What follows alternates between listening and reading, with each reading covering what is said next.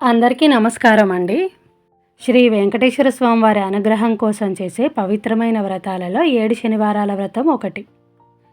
ఈ వ్రతాన్ని ఉద్యోగం, ఆర్థిక ఇబ్బందులు, మానసిక ప్రశాంతత, అప్పులు, వివాహం ఆలస్యం, సంతాన సమస్యలు వంటి కష్టాలు తొలగాలని కోరుకుంటూ ఈ వ్రతాన్ని ఆచరించాలి. ఏదైనా శుభ శనివారం రోజున ఈ వ్రతాన్ని ప్రారంభించాలి. తెల్లవారుజామునే లేచి స్నానం చేసి శుభ్రమైన బట్టలను వేసుకోవాలి. ఈ పూజను పూజా మందిరంలో అయినా లేదా ప్రత్యేకంగా పీఠాన్ని ఏర్పాటు చేసుకొని చేసుకోవచ్చు. వెంకటేశ్వర స్వామివారి చిత్రపటాన్ని లేదా విగ్రహాన్ని పూజలో ఉంచాలి. విగ్రహం లేని వాళ్ళు పటాన్ని పెట్టుకోవాలి. ముందుగా ఈశాన్యంలో పీటను వేసుకుని పీటకు పసుపు రాసి ముగ్గు వేసి ఒక పసుపు రంగు జాకెట్ ముక్కని పీట మీద వేయాలి. జాకెట్ ముక్క మీద కొద్దిగా బియ్యం పోసి వెంకటేశ్వర స్వామివారి ఫోటోని ఉంచాలి. విగ్రహాన్ని పెట్టుకునేవారు ఒక ప్లేట్లో అష్టదళ పద్మం వేసి పద్మం మీద వెంకటేశ్వర స్వామిని, అమ్మవారి విగ్రహం ఉంటే అమ్మవారిని కూడా ఉంచాలి. కలశం అనేది మన ఇష్టం అండి. మన ఇంటి పద్ధతిలో ఉంటే పెట్టుకోవచ్చు, లేదా కలశం లేకుండా కూడా పూజను చేసుకోవచ్చు. వెంకటేశ్వర స్వామివారికి పిండి దీపాలంటే ఇష్టం కాబట్టి పిండి దీపాలు తయారు చేసుకోవాలి. బియ్య పిండిలో కొద్దిగా ఆవు నెయ్యి, కొన్ని ఆవు పాలు, బెల్లం, అరటిపండు వేసి పిండి ముద్దను తయారు చేసుకోవాలి. పిండిని కొద్దిసేపు నాననివ్వాలి. నేను 7వ శనివారం మాత్రమే ప్రత్యేకంగా 7 పిండి దీపాలను చేశానండి. మిగతా వారాల్లో 2 పిండి దీపాలను తయారు చేశాను. శనివారం ఉదయాన్నే పూజ చేయాలి కాబట్టి పూజా సామాగ్రిని ముందు రోజే తెప్పించుకోవాలి. తులసి దళాలంటే స్వామివారికి చాలా ఇష్టం కాబట్టి తులసి దళాలతో స్వామివారిని పూజించాలి. ఇంకా విడిపూలు కూడా కావాలండి. 7వ శనివారం కాబట్టి స్వామివారిని 7 రకాల పువ్వులతో పూజించాను. పిండి దీపాలకు గంధం, కుంకుమ బొట్లు, తిరునామం పెట్టాలి. తమలపాకులో పసుపు గణపతిని చేసుకోవాలండి.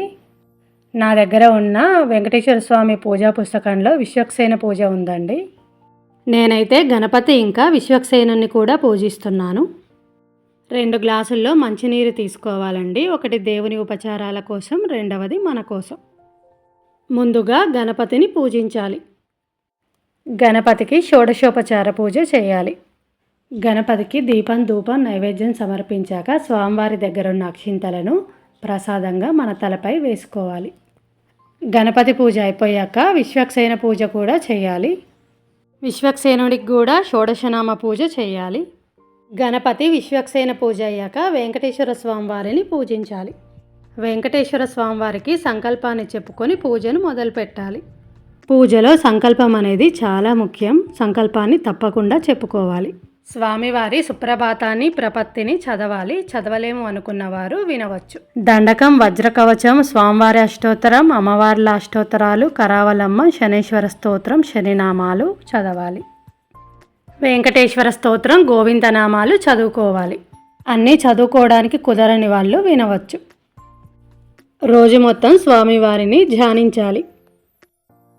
ఇంకా స్వామివారికి 16 ఉపచారాలను సమర్పించాలి. స్వామివారి వ్రత కథలు ఉంటాయండి. ఆ కథలను కూడా చదువుకొని స్వామివారికి ప్రదక్షిణ నమస్కారాన్ని చేసి మంత్రపుష్పాన్ని సమర్పించాలి. స్వామివారి పాదాల దగ్గర ఉన్న అక్షింతలను కొన్నిటిని మన తలపైన వేసుకోవాలి.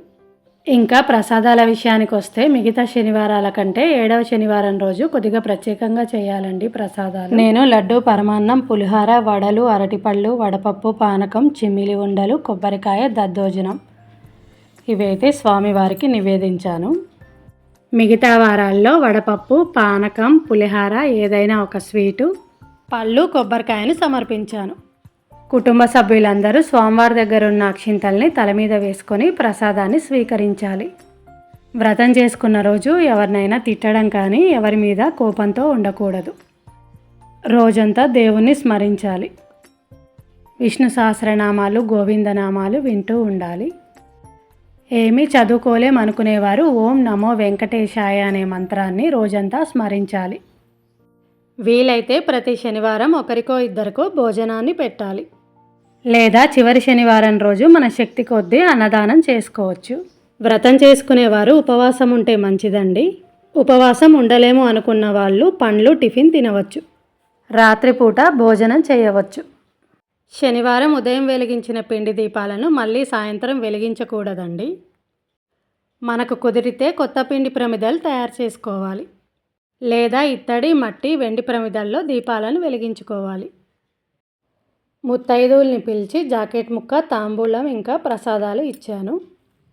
మనకు వీలుంటే చీరలు కూడా పెట్టుకోవచ్చు. 7వ శనివారం నాడు వ్రతం పూర్తయిన తర్వాత దగ్గరలోని వెంకటేశ్వర స్వామి ఆలయానికి వెళ్ళి దర్శనం చేసుకోవాలి. 8వ వారం వడ్డీ వారం కూడా స్వామివారి పూజను చేసుకున్నాను. వెంకటేశ్వర స్వామివారి కృపా కటాక్షాలు మాతో పాటు మీకు కూడా కలగాలని మనస్ఫూర్తిగా కోరుకుంటున్నాను. నమో వెంకటేశాయ. ఈ వీడియో నచ్చితే లైక్ చేయండి, ఛానల్ని సబ్స్క్రైబ్ చేసుకోండి, ఎంకరేజ్ చేయండి. ఇంకా ఇలాంటి మంచి మంచి వీడియోలతో మీ ముందుకు వస్తాను. Thanks for watching.